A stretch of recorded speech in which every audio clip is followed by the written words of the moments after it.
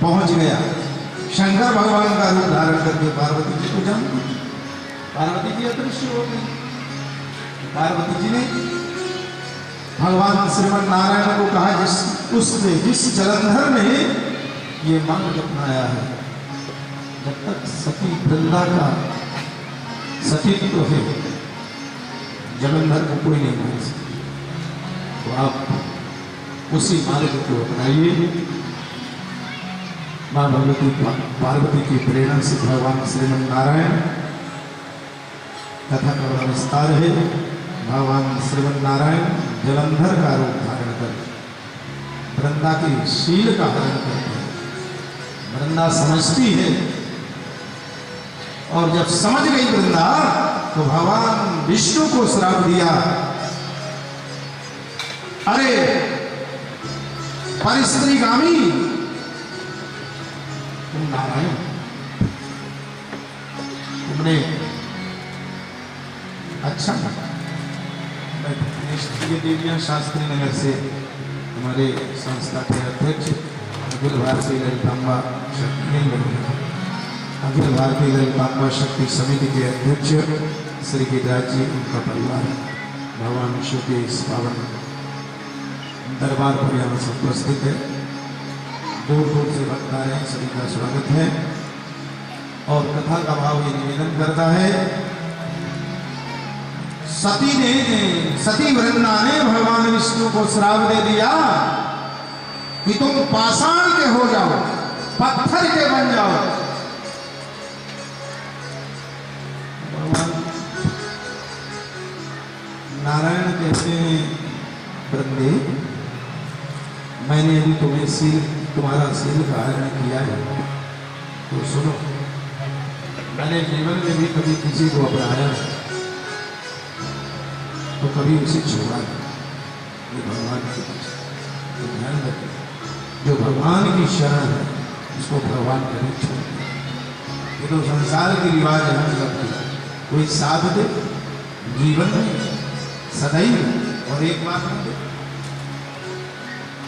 जीवन में ध्यान रखना, शिव पुराण सुन रहे हो, जीवन में कभी एक बार भी हमारे साथ किसी ने अच्छाई की है और दोबारा नहीं की तो कथा कहती कभी भूलो मत उसे, कृतज्ञ मत मानो, कृतज्ञ। जीवन भर कई बार हमारा अच्छा काम किया, उपकार किया, और एक बार नहीं किया तो हम उसके ऊपर नाराज हों, रूप ही नहीं। ये कथा का भगवान विष्णु ने कहा, यदि मैं पत्थर का बनता हूं तो सजीव रहते हुए तुम्हारे बिना मेरा भोग नहीं, तुम तुलसी बनोगे। और वृंदा कालांतर में तुलसी का बिरवा बनती है। क्या सनातन धर्म का आदर्श है, यहाँ वृक्ष को भी भगवान मानते हैं, तुलसी को भी शक्ति मानते हैं, पीपल की भी पूजा होती है, वटवृक्ष बरगद की भी पूजा होती है, उसकी भी भगवान। इतना ही नहीं, बेर के वृक्ष जिसमें कांटे हैं, कांटेदार वृक्ष को भी सनातन धर्म भगवान मानता है। इससे बड़ा उदार यदि कोई है तो सनातन धर्म का कोई वही तुलसी, वही वृंदा तुलसी बनती है। भगवान शालिग्राम बने पांडवी के, बोले शालिग्राम भगवान। इस प्रकार से अद्भुत कथाएं। आइए, अब कार्तिक जी के जन्मोत्सव का आप लोगों ने आनंद लिया था। अब आइए गणेश जी का जन्मोत्सव, गणेश जी कैसे पधारे, गणेश जी का आविर्भाव कैसे हुआ, उस दिव्य कथा को श्रवण करो, जो हमारे प्रथम पूजनीय वंदनीय गणपति बने।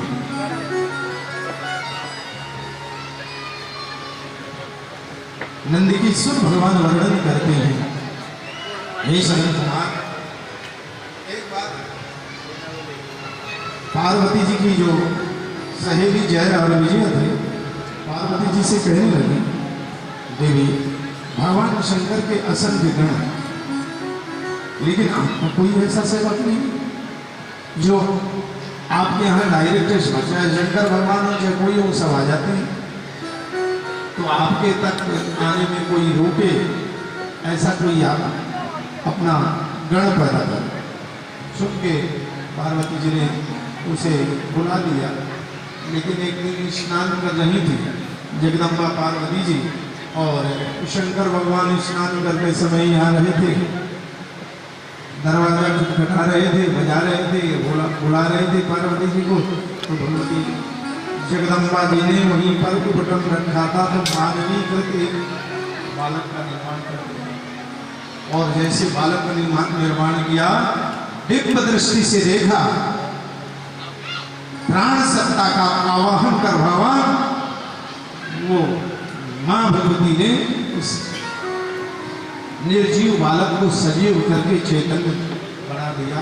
बालक वर्णित हुआ और एक क्षणी मां भगवती ने पार्वती जी ने दी, आज से तुम मेरे गण, आज से मेरे यहाँ की रक्षा तुम करो। वो बालक ने कहा ठीक है, कोई भी बिना मेरे आगे प्रवेश नहीं। थोड़ी देर हुई, भगवान शंकर गणों के साथ में प्रवेश करने लगे, तो वो बालक रोक दिए, नहीं अंदर प्रवेश कर गए। कैसी बात कर रहे हो, हम शंकर के गण हैं, तुम कौन हो? तो कहा हम भी माँ भगवती की गण है, अंदर बिल्कुल नहीं जाने दे। बालक ने जाकर, वो शिव गणों ने जाकर भगवान शंकर से बताया, प्रभु वो बालक एक खड़ा हुआ है छड़ी ली, वो अंदर ही नहीं प्रवेश करना, अंदर ही नहीं जाने दे। शंकर भगवान ने समझाया कि ऐसे होगा, हटा नहीं माने, फिर आए कहे नहीं माने। अंत तो गत्वा भगवान शंकर स्वयं आए, भैया तुमको मैं शिव गण अंदर जाने दो, नहीं जाने। भगवान शंकर ने गणों को कहा, छड़ी फेंक दो, अंदर प्रवेश करो, बच्चे को हटा। जब बच्चे को हटाने का प्रयास किया, तो बच्चा कोई सामान्य तो था नहीं, हटा। शिव गणों को युद्ध में परास्त कर दिया, शंकर भगवान को परास्त कर दिया। अब ये देखो, अहंकार को भगवान चाहे वो शंकर का स्वयं क्यों ना हो, अब वो कैलाश में हल्ला सुन करके ब्रह्मादि देवता वहां आए। क्या हुआ, भगवान शंकर कहने लगे, मेरे दरवाजे में एक लकड़ी में बालक खड़ा है और वो किसी को प्रवेश नहीं करने देगा। ब्रह्मा जी के समेत सारी शक्ति लग गई, बच्चे को परास्त किया। भगवान श्रीमन नारायण की सारी सेना, चतुरंगिनी सेना आई और वो भी सब परास्त। अकेले पार्वती पुत्र ने सभी के छक्के छुड़ा। अब प्रलयकारी भगवान शंकर को आया क्रोध, अपने त्रिशूल से शिरच्छेदन कर दिया। नारद जी ने आकर के पार्वती जी से बताया कि जैसे आपने जिस गण को आपने बनाया, प्रकट किया, शंकर भगवान ने शिरच्छेदन कर दिया। ओ पार्वती जी का रौद्र रूप हुआ, विकराल रूप में पार्वती जी ने असंख्य शक्तियों को प्रकट कर सभी के हाथ में तलवार और खप्पर, शत्रु संहारणी असंख्य शक्तियां देवताओं पर जाकर के हमला किया। न जाने कितने देवताओं को परास्त करके सब क्षेत्र पर प्रलयकारी मां भगवती ने कहा, एक को नहीं छोड़ो। एक दैवी सत्ता, दैवी शक्तियां खलबली मचा दी।